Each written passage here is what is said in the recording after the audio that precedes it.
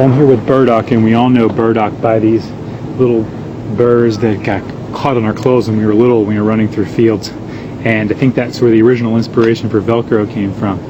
And it has a lot of medicinal uses. Now, I think of burdock mostly as a really nourishing herb. We use it as a really tonifying herb or a nourishing herb, especially for the liver. We use the roots mostly for that. There's a lot of things you can do with burdock, a lot of kind of remedies, but in our family, in the fall, we dig up the roots of the plant. Now, that would be the fall roots of the first year plant or the spring roots of the second year plant, because it's a biennial, which means that at first we'll send up these large leaves. I'll show you them in a second. And then as basil, and in the second year we'll send this up, and then so the plant can reproduce, and then it's pretty much done its thing.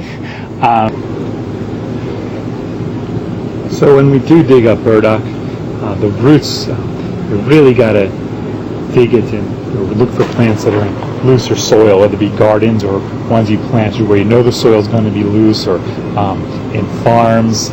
When you see them in rocky areas growing beside the road, there's no way you're going to get the root out, because it's just going to really just break off. So we mostly will dry them, but we really like to pickle them. And we have on a recipe on learningherbs.com or familyherbalremedies.com, in there's recipe section about pickled burdock roots. I really recommend you try it. And we always keep some dried roots by the stove, throw handfuls in soups and stews. It's very building and strengthening. Like I said, nourishing to the liver, packed with vitamins and minerals. Also for herbal vinegars, we can use these roots of burdock in our herbal vinegars, and you can make tasty salad dressings, or just put it on steamed greens. It's also a blood purifier. Skin problems are helped. You can use in salves, tinctures, syrups, all sorts of brews and recipes. Another one of those herbs you really got to get to know. And I will just zoom in here, show you these. See, it's going to become those little burrs we used to seeing in the Asteraceae family, really closely related to thistles. And here are those basil leaves that you'd see in the first year plants, just kind of growing just like that. And then you can see way in there, get a good view of them.